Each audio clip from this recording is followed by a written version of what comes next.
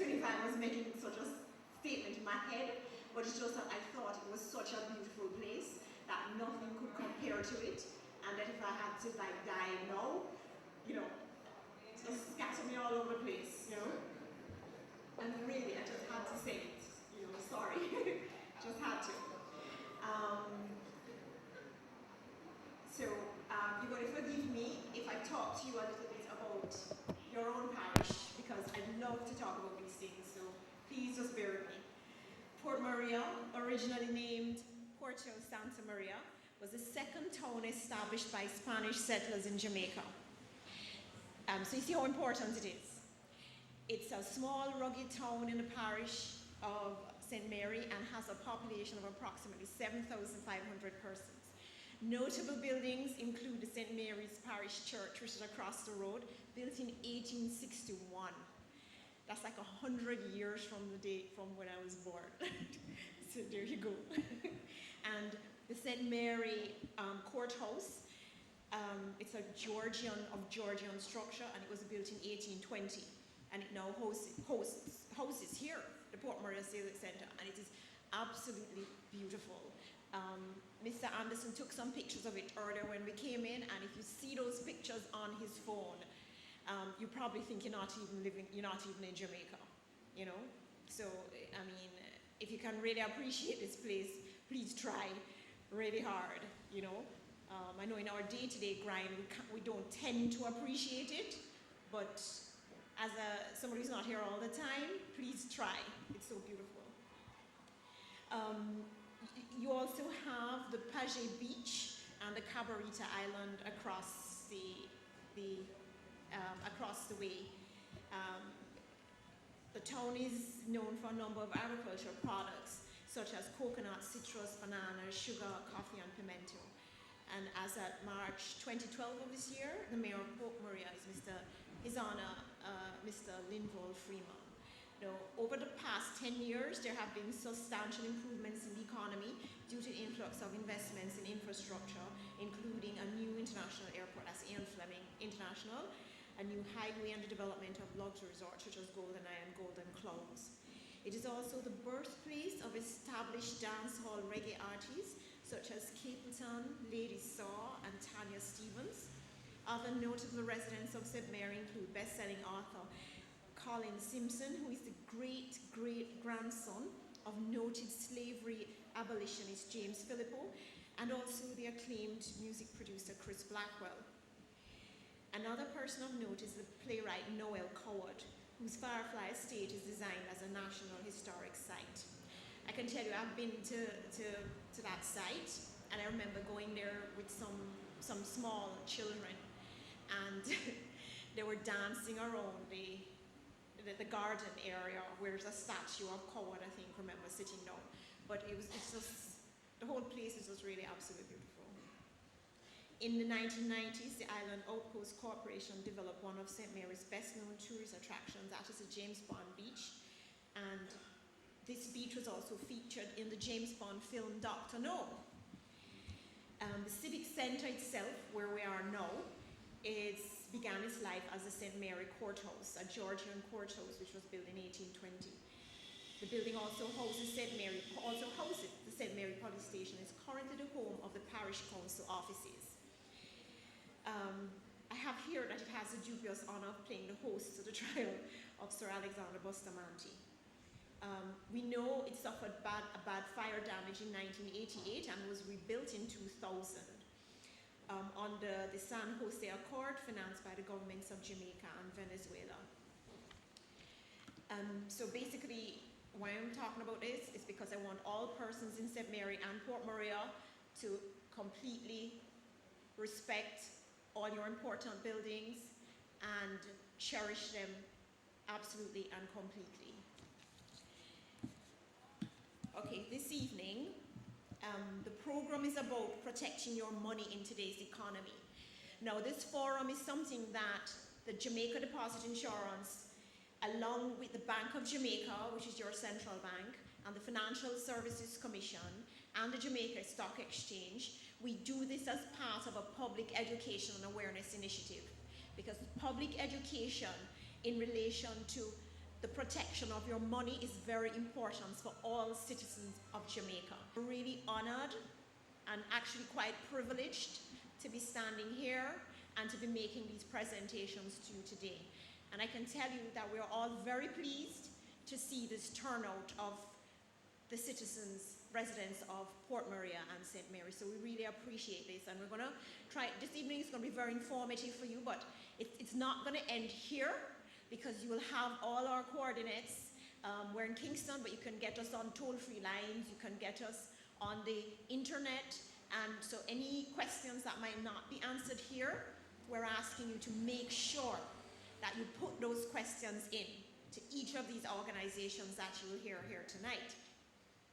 Now, what we've done is we have interspersed all these presentations with a little bit of entertainment, because we would not have it any other way but to have some of the children of St. Mary, who have done very well, do a performance tonight.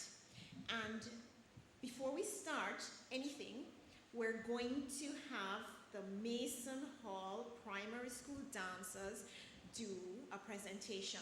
And they will do one also at the end of the evening. But, you know, of course, I have to say something about the Mason Hall Primary School, because it also has historic significance. Mason Hall Primary started at the Anglican Church in the community of Mason Hall in 1910 as a church school. I mean, 1910. You know, just think about that. It's amazing. The government took over the school in the 1950s. Mason Hall has a capacity for 200 students, but presently it only has 91. I don't know why, but need some more kids in there, need some more children.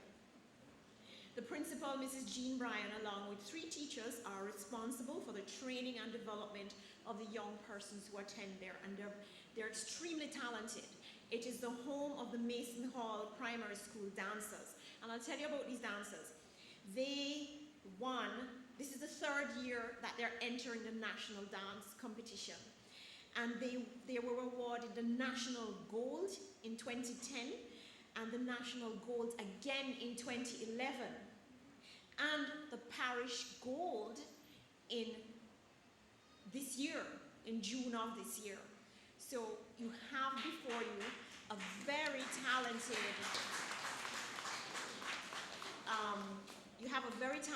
group of children. So we're going to welcome them here to do their first presentation for us tonight.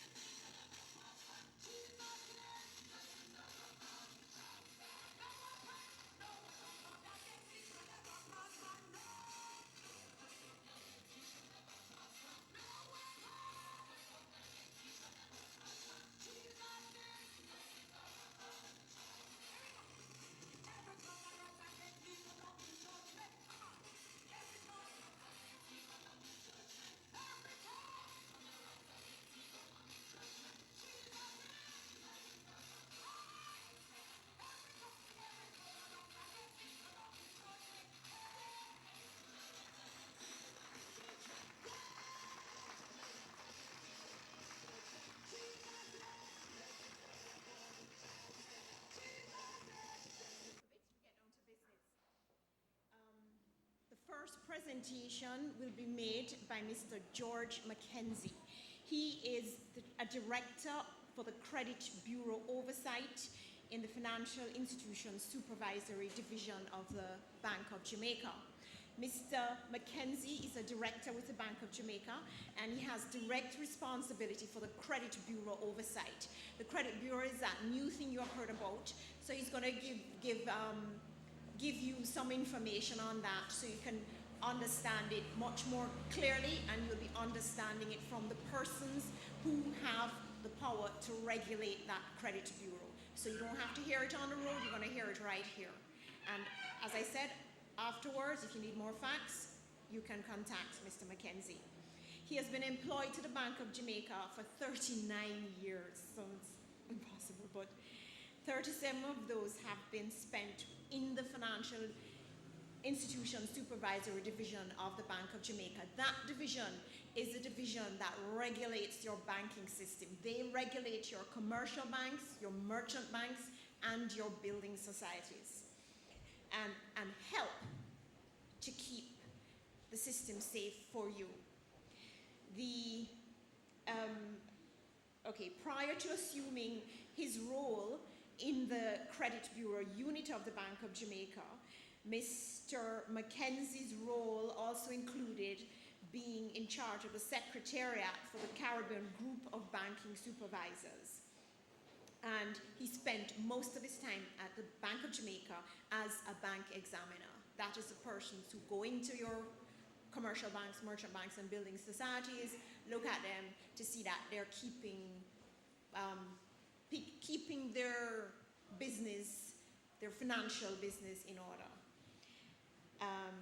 He likes listening to music and playing dominoes, so I'm sure he enjoyed this session too. Thank you, Mr. Mackenzie.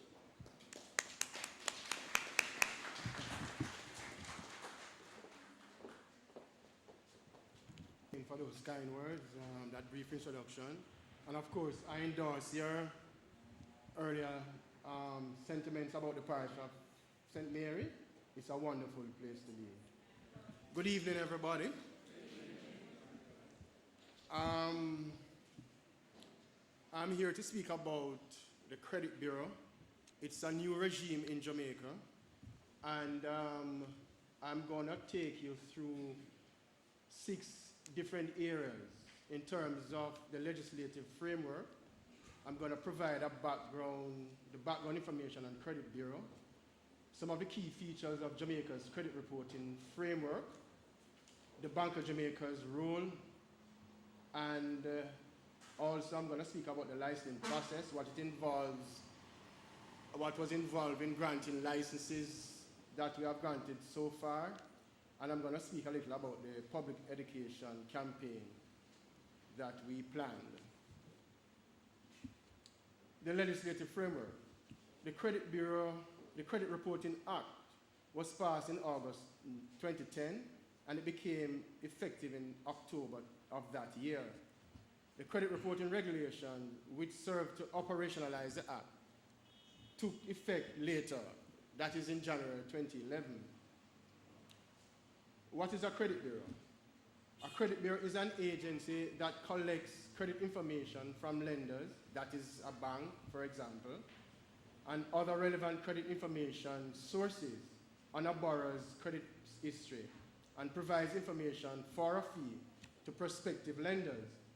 Information acquired from a credit bureau allows a lender to better assess the creditworthiness of a borrower.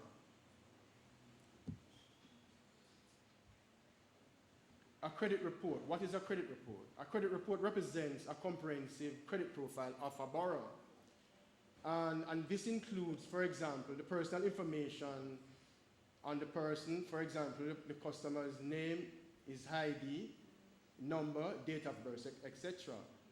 A credit summary of his account held by the borrower, whether the accounts are current or past due, and a record of recent credit inquiries made about that borrower. What is a credit score? A credit score for many lenders, as well as credit bureaus themselves, they use they use credit bureau information to generate credit scores. Credit scores are statistical estimates of the probability of default of a customer based on characteristics available in the information provided to the credit bureau. The advantages of a credit bureau. We want to know what some of those are. One, it facilitates greater access by individuals to loans and other financial services. It allows lenders to better assess the creditworthiness of the borrower. It reduces the time required for a bank to reach a decision on a loan application. It also, for borrowers with good credit history, they can negotiate better lending rates. It promotes a credit discipline on the part of consumer as well as a culture of repayment. It contributes to the reduction of bad debts and therefore increase the profitability of banks. Generally, therefore, it promotes an enhanced soundness of the financial system. Some of the eligible credit information providers, those are the institutions that can provide information to the credit bureau. These include commercial banks, licensees under the Financial Institutions Act, such as merchant banks, building societies, societies registered under the Cooperative Societies Act, Development Bank of Jamaica, the securities dealers, insurance companies, National Housing Trust, student loan bureaus, hire purchase companies. All of these entities you would have done some business with, and they are eligible under law to provide information to the credit bureau. Persons who publish information on suits, judgment for debt claims, other credit bureaus.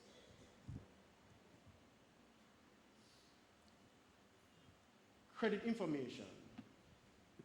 What is defined as credit information? Under the Credit Reporting Act, the Credit Bureau can collect the following types of information on customer.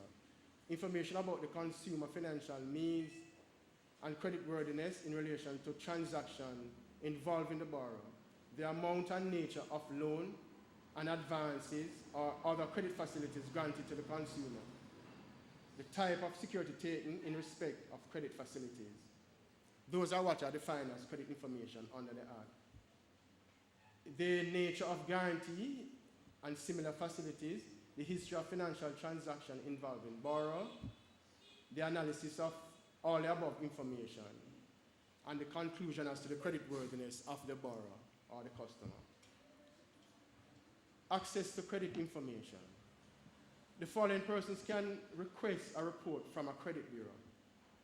A credit information provider, such as a bank, a credit union, a building societies, the supervising authority, which is the Bank of Jamaica, the consumer to whom the information pertains. Additionally, the credit bureau may also be required to provide information on a court order in the course of its investigation conducted under certain specific circumstances under the Credit Reporting Act. The uses of credit information. A credit information provider can use the credit information to facilitating the extension of a loan or other credit facility to the borrower. Once permission is granted by the consumer, credit information can also be used by a credit information provider, such as a bank, to facilitate the financial or other commercial transaction involving the customer.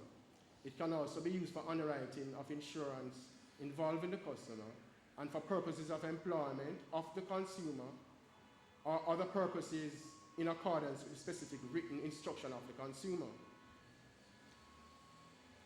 Under the Credit Reporting Act, the consumer do have rights. And some of these rights, excuse me, can you back up on the truth? Or can you? Right.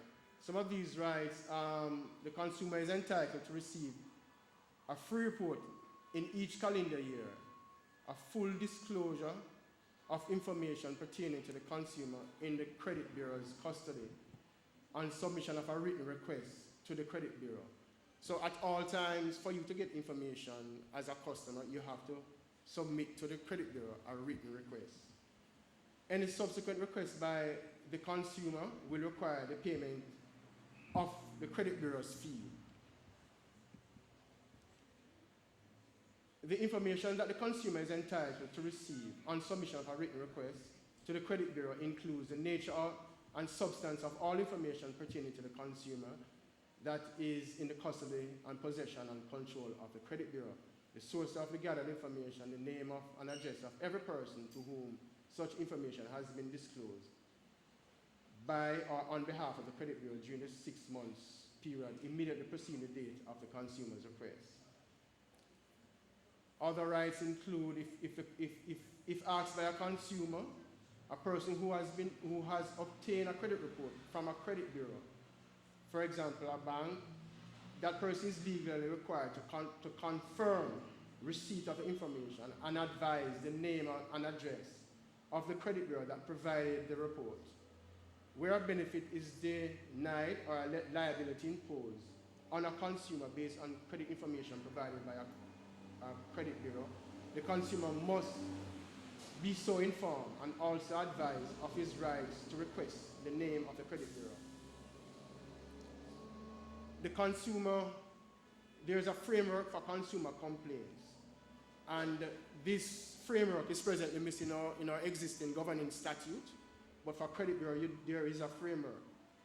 And if there is a complaint, such as a dispute over the accuracy or completeness of a credit report, a consumer may make a complaint in person or in writing to the credit bureau. If the consumer is dissatisfied with the outcome after reporting to the credit bureau, he or she may submit the complaint in writing to the Bank of Jamaica, the supervising authority. The Bank of Jamaica would investigate and make a decision or issue a direction on the matter. If either the consumer or the credit bureau is dissatisfied with the result or the decision by the Bank of Jamaica, there is a right of appeal to an appeals committee under the Act. The appeals committee is constituted of at least 3 members appointed by the Minister of Finance, one of whom is an attorney at law. Shareholders, directors, officers, auditors of the credit bureau or the credit information provider, among others, are not eligible for appointment to the tribunal. The consumer, the credit bureau, and the supervising authority are all entitled to attend the hearing, the appeals tribunal hearing, and have representation by way of an attorney at law. The tribunal may confirm the decision made by the Bank of Jamaica or the direction given. They may choose to amend such direction or revoke the direction. Once a complaint is made to a credit bureau, the credit bureau should take steps such as to confirm, correct, or complete the information no later than 14 days after the complaint has been made.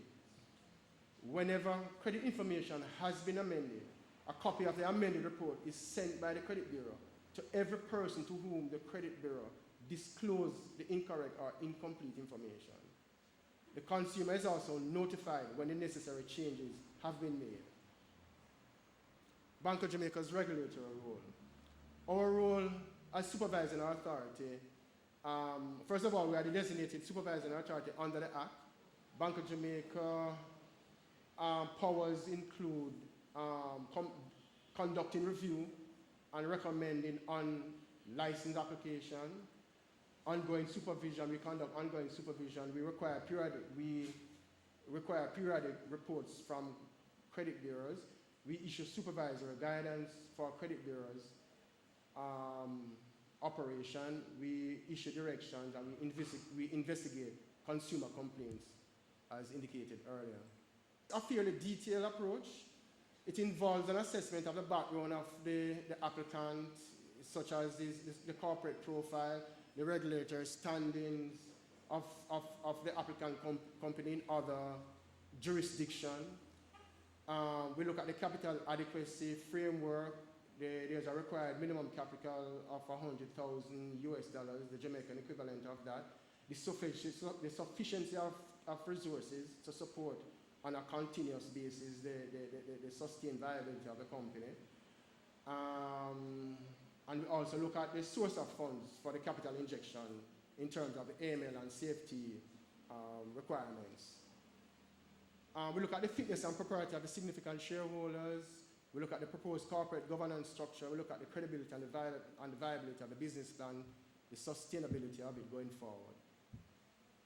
We look at the IT structure, a very important framework for a credit bureau setup. We look at the proposed information system strategies, arrangement, the software, hardware, network arrangements. We look at the arrangement with respect for the proposal of credit bureau information to be stored outside of Jamaica's borders, the proposed information system governance arrangements, and so forth.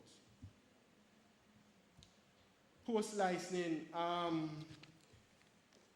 you would be aware that the minister have granted 2 licenses to date. One to Credit Information Jamaica Limited and the other to CRIF CNM Credit Assure Limited. Issuance of these licenses was based on BOJ's recommendation, as we outlined earlier, based on our review and assessment and recommendation to the minister for approval for his decision. For your information, Credit Info Limited is a partnership involving an Icelandic-based entity and a local company, while CRIF CNM is a partnership between an Italian-based company and a local firm. In the post-licensing, with these 2 licenses that have been granted now, there's a post-licensing phase where the law allows 6 months for the entities to get started with their operation. I think both of them have indicated an intention to start operation before the year is out. During this period, the Bank of Jamaica will perform our site visits to do some confirmatory checks on certain operational arrangements.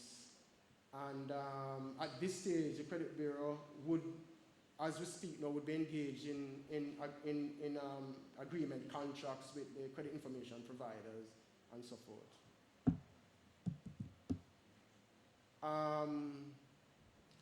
The confirmation of operational arrangements. We can skip that one, please. Okay, public education. The licensed credit bureau that I mentioned would be expected to conduct their own public education campaign, and I think they have started. You would have seen them in the media quite a few times. The Bank of Jamaica itself has a role to play as a major stakeholder, and we will undertake this. And this forum has presented us with an opportunity to brief this audience, and in fact is our first presentation outside of Kingston and St. Andrew. We have done most of our presentations so far via the electronic media, and we are just about to launch to make similar presentation across the island. We have some pamphlets available for your access to additional information. The BOJ website is also accessible for further information. And of course, you can also call us at any time for any further information.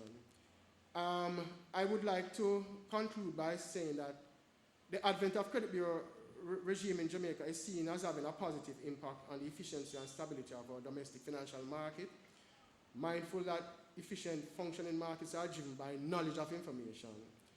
Credit bureaus are seen as a vehicle through which such information is disclosed in a secure, timely, and efficient manner.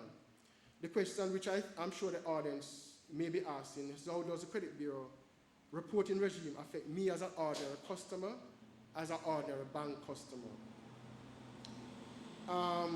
Aside from the advantages I outlined earlier with regards to getting a better lending rate, with regard to the bank coming to a quicker decision on your loan application, perhaps the most critical expected impact for consumer is that of a cultural paradigm shift, because this is expected to manifest itself. We all have to change as consumers, and I expect this to manifest itself in terms of a higher level of discipline regarding the way we discharge our financial obligations, and in terms of how and in terms of developing a culture of repayment.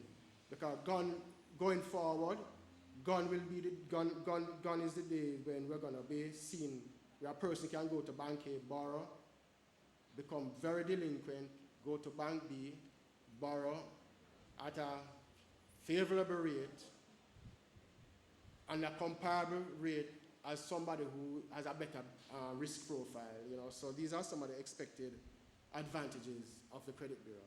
Thank you very much.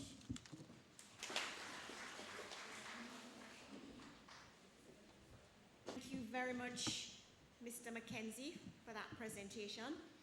I mean, as the consumer of financial services, the main thing I take away from that is that it should foster lower interest rates when I go to borrow. And I think that's the important message for all of us. So that is not just about putting some kind of regulation on the system, it's to facilitate a better, more efficient market where we benefit, where interest rates better reflect what is the risk. Because if we're not risky, why should we pay high interest rates? You know what I mean? If we're going to pay back the bank, why should we pay high interest rates that somebody else who may not have such a good rating as us pay?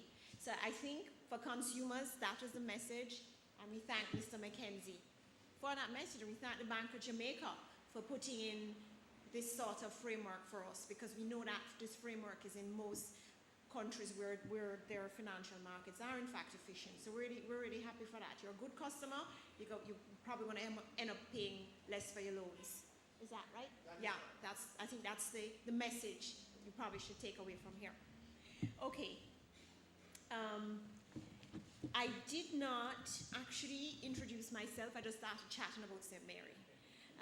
But it's all of that to me, and that's why I started off talking about it. My name is Antoinette McCain. I am the Chief Executive Officer of the Jamaica Deposit Insurance Corporation. In terms of, I started my career as an attorney at law, and as I was telling you, I was once at the DPP, and I had to come around the island, but I had a number of stationing on the North Coast, and this is when I really totally loved the Jamaican North Coast. And then I went to the Bank of Jamaica myself back in 1996, and this is where I actually started to like financial system regulation and bank regulation. And then you know that the deposit insurance system was formed in 1998 to protect depositors, and this is when I came across to the deposit insurance, Jamaica Deposit Insurance Corporation, and in 2007 I then headed the Jamaica Deposit Insurance Corporation. So that's me. Okay, so my presentation is about how the Jamaica Deposit Insurance Corporation protects your deposits. And why is all this very important? All this is very important because many of us felt the sting of the Ponzi's, or the sting of the collapse of the Ponzi's just the other day. So it's important for us to know why the regulatory system is so important. It protects you two ends. It protects you from a regulatory end, and in the event something does happen, the regulated system also, the banking system also allows you some protection. If the bank closes, the governmental system, that's the JDIC, will refund your monies up to a certain maximum. So that's what it's all about. But I'll just go through first. Banks have a special place in our economy, and depositors must therefore be protected. What is this special place? Banks collect and hold our monies. When we make a deposit, the bank has actually borrowed our monies. And what do they do with it? They lend that money to other persons who want loans. So it's critical that the banks are regulated properly, or else what would happen is that the people who take our monies to make loans would then just make a new loan, and then if the loan doesn't materialize and they can't pay it back, well, tough, you know. But because the banks are so important to the economy, you save your money there, you make payments on your obligations from your bank money. So, in other words, the economy runs through the bank. That's basically it. And so this is why banks are so special. Because on the one hand, banks are companies that are privately owned and controlled by shareholders. Banks are just owned by a bunch of shareholders, not owned by government. Okay? But they have this critical function in the economy. So this is why banks are regulated, and this is why financial institutions that have this function must have some regulation you would appreciate. Now, what is this system for regulation? This system for regulation is, this chart basically does it. The system for regulation starts with at the Ministry of Finance and Planning. And under the Ministry of Finance and Planning is the Jamaica Deposit Insurance Corporation, which is for the protection of your deposits, the Bank of Jamaica, which is for the regulation of your deposit-taking institutions, and the Financial Services Commission is responsible for the regulation of the non-deposit-taking financial institutions. And those non-deposit-taking financial institutions are those firms that offer securities where you can buy and sell shares, where you can invest in securities, in what they call securities, in repo transactions and these things. Those are not banks. Those are not regulated by the Bank of Jamaica. Those are regulated by the Financial Services Commission. Now, and there is also the Jamaica Stock Exchange, which basically regulates the equities market. What is the equities market? The equities market is where you buy and sell shares of companies that are called publicly traded. Publicly traded only means that the general public can come and buy and sell shares there. Okay, you have other companies that the public is not involved in at all, you know. You may have your own little private company, that's your family, your son and your wife and your cousins and stuff in that. That's what it's called, a private company. The public ones are like some of your big banks and your Grace Kennedy and these companies where you can actually buy shares in them and hold those shares as an investment, and you get dividends on those shares periodically. That's the Jamaica Stock Exchange. They see to it that those companies are properly operating in a proper fashion. So again, you are protected. Now, the Jamaica Deposit Insurance Corporation, the Bank of Jamaica, and the Financial Services Commission meets at least quarterly in what is called a Financial Regulatory Council. And there we meet so that we can exchange information on what is happening in the entire system. Because we need to know. Because banks and financial institutions are connected. Some banks own the non-banks, you know.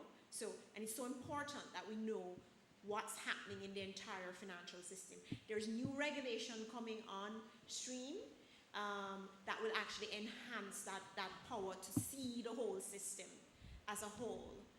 Because it's important, because one hand needs to know what the other hand doing, just to make it simple, you know.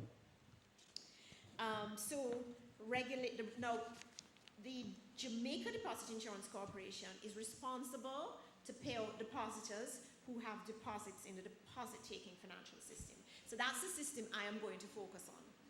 And the deposit-taking financial system, that system starts with the Minister of Finance and Planning, who license deposit-taking financial institutions. The Bank of Jamaica will do due diligence on an entity that wants to be a bank, but the minister actually issues a license on the recommendation of the Bank of Jamaica. And there are certain actions that the Minister of Finance can take if a bank is found to be non-viable. Non-viable meaning it cannot live, it's insolvent. Okay, so that's that regime. And in that regime, we have the Jamaica Deposit Insurance Corporation, where we guarantee and insure deposits in commercial banks, merchant banks, and building societies. We do not insure deposits in non-banks. So that's very important to understand. And we do not insure deposits in credit unions. I know that was a question there. No, we do not. At this point in time, we do not. And at this point in time, neither are credit unions regulated by the Bank of Jamaica. They are not. And then on the right-hand column there, in the green box, you see the Bank of Jamaica regulates commercial banks, merchant banks, and building societies. Right, that's who the Bank of Jamaica regulates. And we protect the deposits in those same institutions. And it's important. Obviously, in an insurance, you can't give insurance to something that you don't know how properly regulated it is. You can't. It's impossible. The risk would be just too large. You know, it's kind of like your car insurance or whatever. You know, if they know you crash all the time, they're probably not going to give you insurance, or if they give you insurance, it's going to be very high. You know. Why deposit insurance? Deposit insurance is designed to protect small depositors who are less likely to be in a position to assess the financial risk of their deposit-taking institutions. And deposit insurance helps to build confidence in the financial system as it provides certainty to depositors as to their exposure if a bank fails. So you know, under the deposit insurance scheme, if something happens to your bank that it fails, and we know banks will fail, because we know some of our banks failed in the 1990s, and we saw that hundreds of banks failed all over the world from 2008 to 2010. I mean, it was catastrophic. And you have to give it to our regulators, you have to give it to our financial system. Not one bank in Jamaica failed, notwithstanding this world catastrophe. So that's very important. And that is because we learned our lessons in the 1990s, and the government of Jamaica put in place all these structures that we're talking about tonight. Not one bank in Jamaica failed. And you still see that some banks in Europe are still on the brink of collapse. Banks have to be regulated. Not over-regulated, but definitely they have to be regulated. Because basically, if you look at the news, it's as if you turn your head, they're doing something over in the corner there, you know. And sometimes they're doing it for a very long time. But by the time the regulators catch up with it, you know. So your financial regulatory system is very important to the safety of your money. Deposit, just to give you a little thing on deposit insurance in the world, over 120 countries in the world have deposit insurance. You know that in the world there are 190 countries. So you can see that almost 3/4 of the countries in the world have a system like this, because countries have learned that you have to make provision in good times for the event of a bank failure. That's where your economy moves through. So you have to keep your financial system sound. You must. You have to do everything to protect it. And we'll go on and to see who must protect it at the end. Now, internationally, deposit insurance generally covers about 90% of the depositors in a system. So in each country, the deposit insurance system usually covers about 90% of the people. And about 40% of the dollar value of the banking system. So it's still telling you that it's the small depositors. It's 90% of the people, but they're usually holding about 40% of the deposits. Why? Because like in any insurance, you have to mitigate against moral hazard.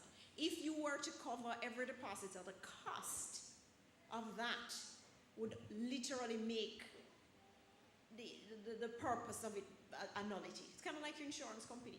They say if you have an accident with your car, you have to cover a small portion of it. Because what if the insurance company says, no, we'll cover all of it. And every day you go out, and when you're trying to park, you hit that one and you hit that one to park, you know. When you're trying to parallel park, it just wouldn't matter to you. But to the extent that you bear some of the risk, insurance is effective. And pretty much it's the same principle in deposit insurance. In order to make sure the markets try to be as sound as possible themselves, you try to, which is really to try to reduce this thing that they call moral hazard. We design a system that covers, yes, the majority of the small of the people, but we cannot design a system that covers every single penny. That would not be a system. That would be ridiculous. No bank would have take due care and attention with anybody's money, because if something happened, then we would all be paid back. The deposit insurance scheme in Jamaica. The JDIC's primary role is to manage the deposit insurance scheme to protect depositors from loss. And in that role, the JDIC levies premiums on your banks. We call the commercial banks the merchant banks and the building societies, we call them policy holders. So that's all that means. In other words, they hold policies of deposit insurance with the Jamaica Deposit Insurance Corporation. And we issue to them deposit insurance policies, and we also monitor their compliance with those policies. So the JDIC also has a set of rules that the banks have to comply with. And the JDIC also manages a deposit insurance fund. That premium that the banks pays us on an annual basis, we invest that premium, and over time it grows. And in the event that something does in fact happen to a bank, we will pay depositors from this fund. If the fund is not enough, we can borrow, because borrowing implies obviously that we have to pay it back. And the JDIC also facilitates efficient resolutions for failing banks. Like, you know, no government really wants to close a bank, and in a system as small as ours, definitely not, you know.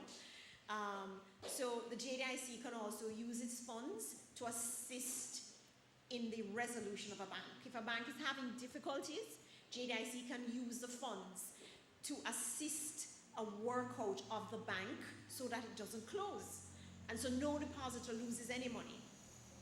And if however, it is decided that the bank must close, the JDIC will pay depositors. Now, just to clarify again, only deposit-taking financial institutions regulated and supervised by the Bank of Jamaica are members of the deposit insurance scheme. Commercial banks, there are 7 of them. Merchant banks, there are now only 2 in our economy.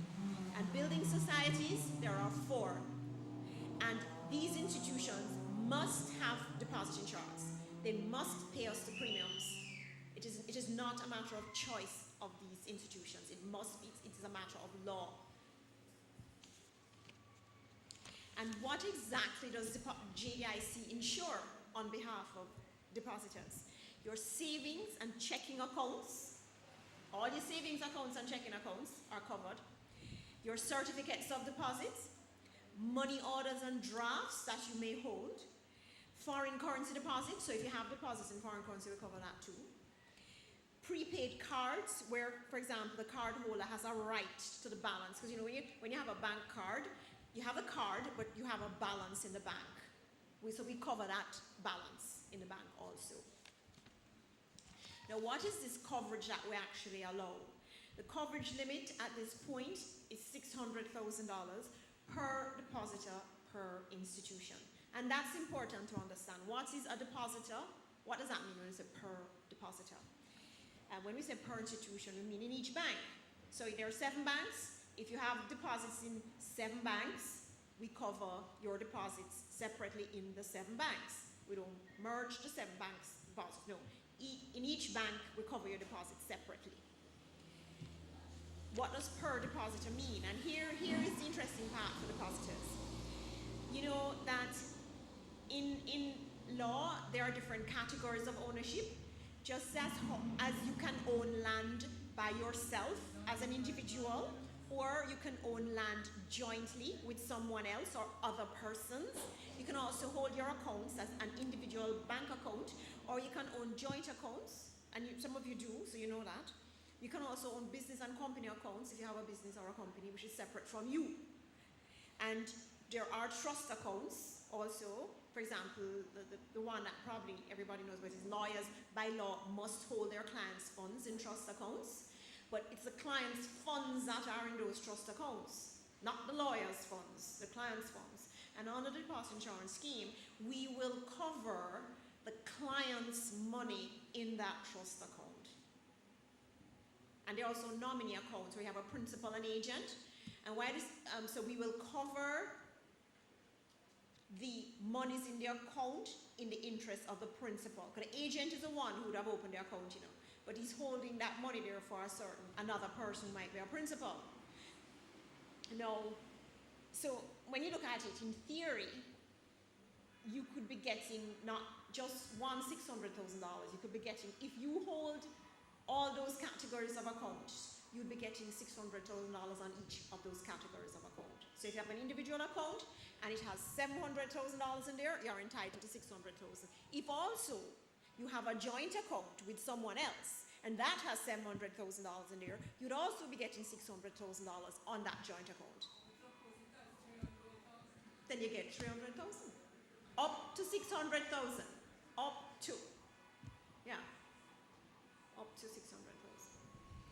So there might be some clues in there for you as to how you will hold your accounts in the future. Okay. And I'm just giving you a little what do you call this? A little example. See, you have, John Brown has an individual account. And he has two of them, because you can hold individual accounts. You can have a checking account in your name, and you can also have a savings account in your name. In the checking account, you have, John Brown has 100,000. In the savings account, he has 700,000. For the purpose of deposit insurance, those are individual accounts. So we will combine the individual accounts, and it will be 800,000. But deposit insurance would pay John Brown on the individual accounts $600,000. You got that? So all accounts in the same category will be combined, and the depositor will receive up to $600,000. Let's go to the next example to show you now. Here we are. John Brown, here he is again. He has individual accounts, and he also has a joint account with someone else. Here he is. In his individual account, he has his checking account, which is $100,000, and he has his savings account, which is $700,000 as an individual, just as John Brown. And he has 800,000 in there. But he also has a joint account with somebody else. He has a joint account with Mary Brown. And in that joint account, they both have $900,000. Here is what deposit insurance would pay. Deposit insurance pays John Brown $600,000. And it pays John Brown and Mary Brown $600,000. So, of a total of, what's that, 8 and 9 give you 1.7, they would walk away with $1.2 million. Yeah? You know, remember, the depositor doesn't have to pay for this. This is an obligation that the government of Jamaica has taken on, as has 120 other countries in the world. Very important, because why it's so important is that, and can I tell you, at the level of $600,000, deposit insurance covers 97.2% of the deposit accounts in the banking system. And remember, I told you, in the world, it averages 90. So it means that even from a world perspective, our rate of coverage is fairly high. 97.2% of the accounts in the system is covered. So the fact of the matter is, if you hear something is happening in a bank, basically you don't have to worry. Yeah, you don't have to move. Because if you look at the United States system, they had hundreds of bank failures since 2008, and not one run by one depositor, because they know that their deposits are, the majority of deposits are protected. Because they have had a system since 1933. So you know, people who hold 30 million in a deposit account probably have 300 million elsewhere, because people don't hold 30 million in deposit accounts. They hold it in other assets. Nobody holds a deposit account with 30 million. The average balance of a deposit account in Jamaica is, Nicole, $120,000. So the average balance in our bank in deposit accounts is way within the limit of $600,000. You know, remember I told you this is deposit insurance. You know, remember, if you were to cover every dollar of everything,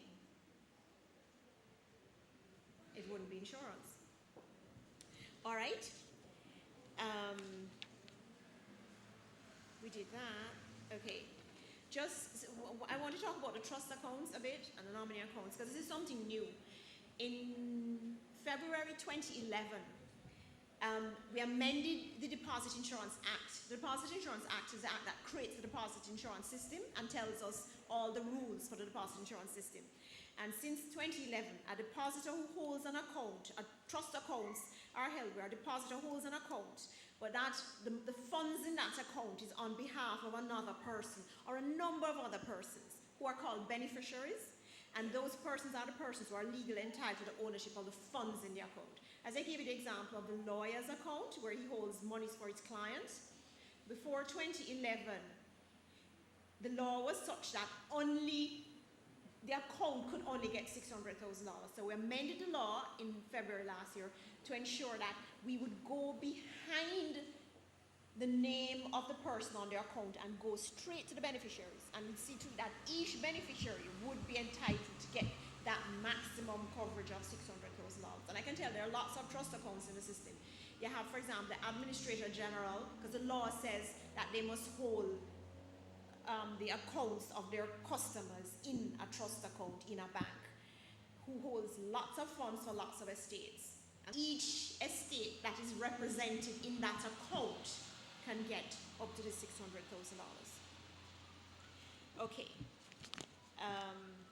Per institution, as I explained before, each policyholder, as each bank, merchant bank or building society, is